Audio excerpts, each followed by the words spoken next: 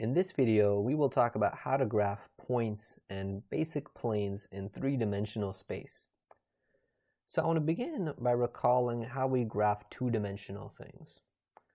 So two-dimensional things we graph on the xy plane.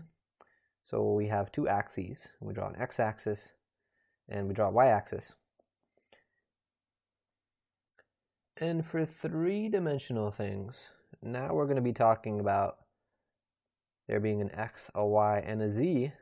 So now I'm going to call this xyz space, because it's not just a plane, it's going to be a three-dimensional space. So we've seen briefly how those axes are oriented. So I'm going to draw the x-axis slanted like this. And this is the positive x direction. The y-axis I'm going to draw straight out to the right. And the z-axis I'm going to draw straight up. So this is the positive z-axis, and that was the positive y-axis. And then the negative directions will be in the opposite direction. So negative z-axis is straight down. Negative x-axis would be kind of going backwards and slanted like this. Visualize that as that's going into the page, and the positive x-axis is coming out of the page. The negative y-axis would be going to the left this way. So the important thing to remember about how these axes are oriented relative to each other is, imagine we put our hand, so I'm going to try to draw an arm here.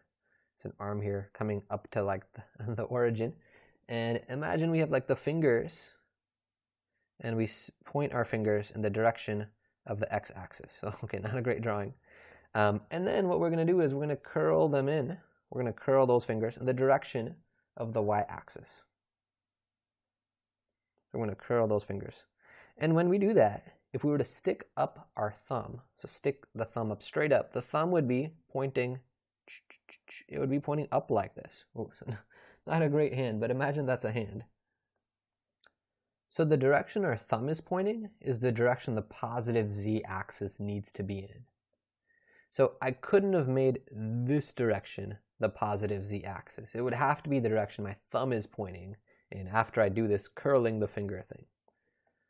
Okay, so we say that the axes satisfy, and this is called the right-hand rule. And there are reasons we need the axes to satisfy this right-hand rule that are beyond the scope of our class. They're things that are necessary for vectors, which are things we won't really talk about. So for our purposes, I just care that you know that the axes are oriented in this way relative to each other. Okay, so let's start to look at some examples. So first, let's graph a point in 3D space. So we are going to graph the point 1, 2, 3. So let's begin by drawing our axes.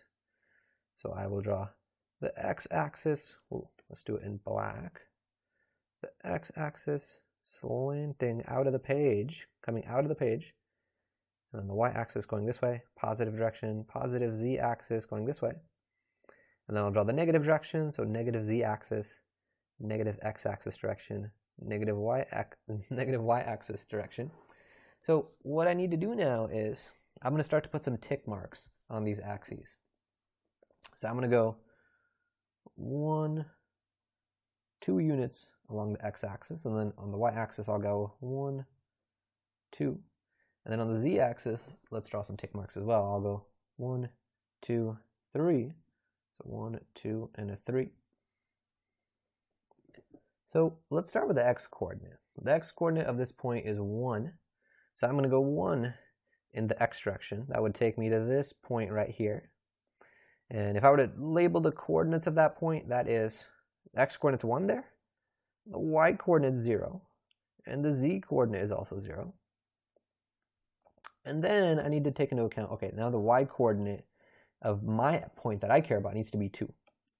So the way I'll draw that is starting from this point on the x-axis where x is 1, I'm going to draw a line that's parallel to the y-axis. So I'll draw that with some dashed marks. So that's parallel to the y-axis. And now I'm going to go to the point that's 2 units along the positive y-axis, so that is here. And through that point, I'm going to draw a line that is parallel to the x-axis. So parallel to the x-axis will look something like this. And where those lines meet, right here, that is 1 unit in the positive x direction and 2 units in the positive y direction and 0 units in the z direction. We have not gone up or down. So this green point is 1 in the x direction, 2 in the y direction, 0 in the z direction. So now let's deal with the z coordinate, which is 3. So I'm going to start at the point that's at 3 on the z-axis, positive direction. And I'm going to draw a line that's parallel to the y-axis, until I get above that point right on the y-axis, and then draw a line straight down. Okay, and then I'm going to do the same thing from that point that's at 3 on the z-axis, and draw a line parallel to the x-axis until I get above the point that's that was 1 unit along the x-axis, and then I'll draw a line straight down until I reach that point. And what's going to happen is this is going to start to make a box. Okay, so what I'll do is, so from this vertex of the box, I'm going to draw another line that's parallel to the line directly below it. So that was this line over here, parallel to the y-axis. So I'll draw a line like that until I get above that point 1, 2, 0. So I'm going to shade in this point. And just to complete my box, now from there, I'm going to draw a line that's parallel to the x-axis. So that'll connect it with this point. And I've made this box shape, maybe one dashed line more that I'll draw to complete the box straight down there. And this point right here, I'll color in orange, that is my point that I care about. This is 1, 2, 3. So drawing in this box, this rectangular solid, helps guide me in figuring out where is that point exactly. So that helps me draw a better 3D picture. So notice also that by making the box in this way, this height, we have ensured that that height of this box is the same the whole way around. And that's 3. That's that height. That's what we needed it to be for the z coordinate to be 3. Okay, so let's do another example. This time let's draw an equation. We're going to draw the graph of y equals 3. First, we're going to do this in the xy plane, so if this was a 2-dimensional thing. And then we're going to do it in 3D space. So in the xy plane, let's draw our axes first. So I'll need my x-axis and my y-axis. And recall that to draw y equals 3, keep in mind that this just means we are trying to draw all points where y, so the y coordinate, where the y coordinate is 3. Okay, and we are doing this on the xy plane first. And then after that, we're going to do it in 3D space, so x, y, z space after that. So if I draw a curve where all the points, a curve where the y coordinate of every single point is 3, what we'd be drawing is a line through the point on the y-axis where y is 3. So we'd be drawing this horizontal line through y equals 3. Okay. So notice that this is parallel to the x-axis. In fact, let me put a bullet point next to that. So in this equation, y was equal to 3, and the variable x didn't even show up in this equation. So the terminology I'm going to use to refer to that is I'm going to say that x is free. And that just means that it can be anything. It can be anything. All right, now let's draw y equals 3 in x, y, z space. So for this, let's draw our axes first. So positive z-axis this way, x-axis slanted coming out of the page, positive y-axis over to the right, and then I'll draw the negative directions. So negative x going into the page, negative z going straight down, and negative y going to the left. So in x, y, z space, we're looking at this equation again, y equals 3. But now there's an x and a z variable. Neither one of those show up in this equation, which means x is free and z is free, which means we just need to keep the y coordinate 3, but the x and the z should, they can be anything. So let's start to draw that. So the first thing that I'm going to do is, I'm going to draw a tick mark on the y-axis where y is 3. And just like before, I can draw a line through 3 on the y-axis, and I'm going to keep it on the xy plane. So I'm going to draw a line parallel to the x-axis first, through that point 3 on the y-axis. So that'll look something like this, parallel to the x-axis. And by moving along this line, I'm letting the x-coordinate vary. The x-coordinate can change. The y-coordinate's 3, and the z-coordinate on this line is 0, because I haven't moved up or down just yet. But I need the z-coordinate to be anything as well. So what I can do is, from this line, I can be anywhere directly above it or anywhere directly below it. So the way I'll draw that is from the endpoints that I've drawn on this line. Technically the line extends forever, but from those endpoints, I'm going to draw a little bit up. I'm going to draw a little bit down. So I'll draw the same thing from the other endpoint. A little bit up, a little bit down. And then I'm going to connect the tops of those lines. So that should give me a line that's parallel to the x-axis. And I'm going to connect the bottoms of those lines. Again, another line that's parallel to the x-axis. And what this gives me is a plane. It kind of makes this wall shape here. And this plane extends infinitely. So it's not just what I've drawn. It would keep going further in the x direction. It would keep going more down in the z direction and further up in the z direction. I've just drawn part of it. And I can also describe what this is parallel to. This plane is parallel to the plane that the x and the z axis make. And that's called the xz plane. So graphing in 3D space always takes a little while to process, especially in the beginning. So I'd encourage you to pause the video, especially if this is a little bit unclear for how we reason this out. But okay, so hopefully you did that. You paused it if you needed to. And now let's look at another example. So now let's graph x equals 0, y equals 0, and z equals 0. So these are all similar. It's something, a variable being equal to 0. So they're going to be closely related in what their graphs look like. So x equals 0 in this equation, the y and the z don't show up. So y and z are free. Free technically doesn't mean that they just don't show up. It means that they can be anything. There's no restriction on what they can be. Kind of like what we were saying here. Free just means they can be anything.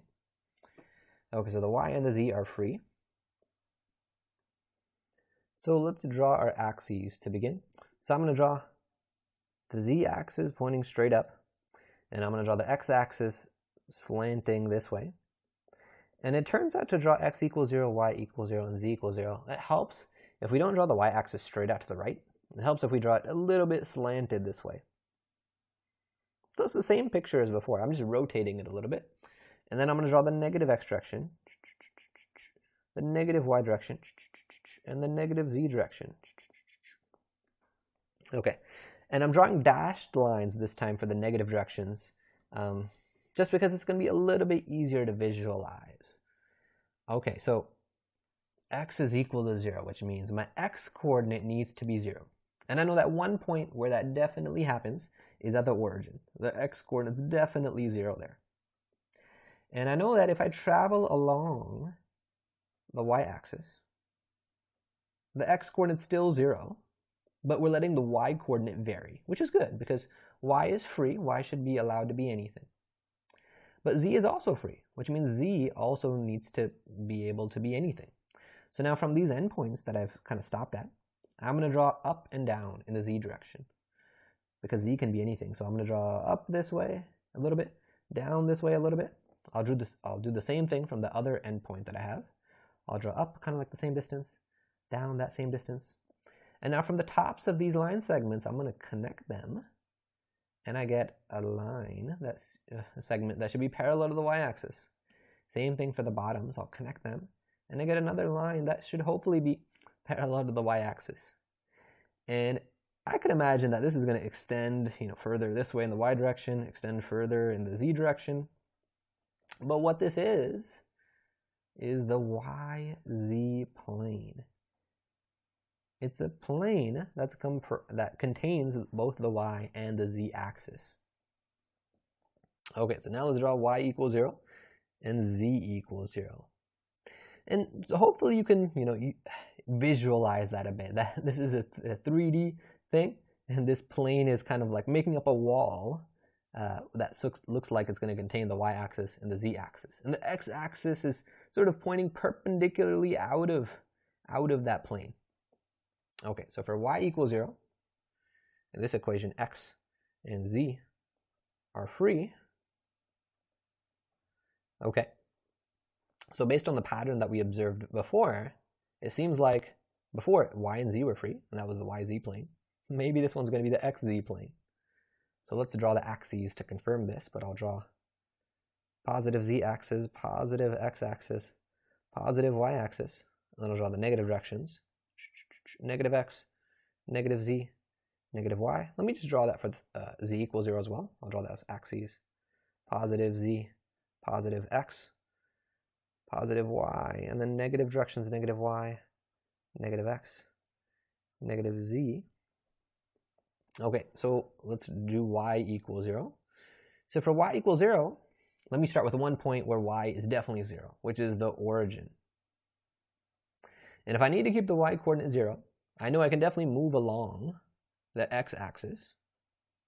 If I move along the x-axis, I'm definitely keeping the y coordinate 0. And from those endpoints, I'm going to draw a little bit up in the z direction, because z is allowed to be anything, because z is free. So same thing here, a little bit up, and then I'll draw a little bit down, a little bit down. I'm trying to make those line segments the same distance, so when I connect them, it'll look rectangular. Okay, so I connect the tops, and hopefully that's parallel to the x-axis. Connect the bottoms, and again, hopefully parallel to the x-axis. But I really want you to imagine that this is a plane that contains the x and the z-axis. In other words, it is the xz plane. So finally, for z equals 0, we have that x and y don't show up in this equation. So we know they're free. They can be anything. So hopefully this is going to be the xy plane, but the same logic we applied for the previous ones. So I'm going to start with one point that I definitely know has a z coordinate being equal to 0, which is the origin. So I definitely know z is equal to 0 there. And I'm going to draw, I could either draw along the x-axis or along the y-axis here. Doesn't really matter. If I want to keep the z coordinate 0, maybe let me draw along the y-axis. And if I do that, all those points still have a z coordinate equal to 0, because I have not drawn up in the positive z direction or down in the negative z direction so far. And now from these endpoints, so far what I've done by moving along this line is I have let y vary. I've moved along the y-axis. But I still need to let x vary and be different. So from these endpoints, I'm going to draw lines that are parallel to the x-axis. So I'm going to draw a little bit in the negative x direction, a little bit in the positive x direction from here. A little bit in the negative x direction, a little bit in the positive x direction. Oh, those aren't too straight, but hopefully we get a rough picture. And now let's connect those ends. Connect those ends with straight lines, and hopefully we can see that those are going to be parallel to the y-axis. And that is the xy plane. So these three planes are called coordinate planes. Kind of like in 2 dimensions, we call the x and y axes collectively the coordinate axes. These are called the coordinate planes. So in terms of our goals, we have finished our third goal, which is talking about how to graph points and, oops, I guess we didn't talk about lines, just points and planes in 3-dimensional space. Lines are actually a little bit more complex. They either involve having 2 equations or what's called parametric equations. And we won't really get into that too much, or at all really in our class.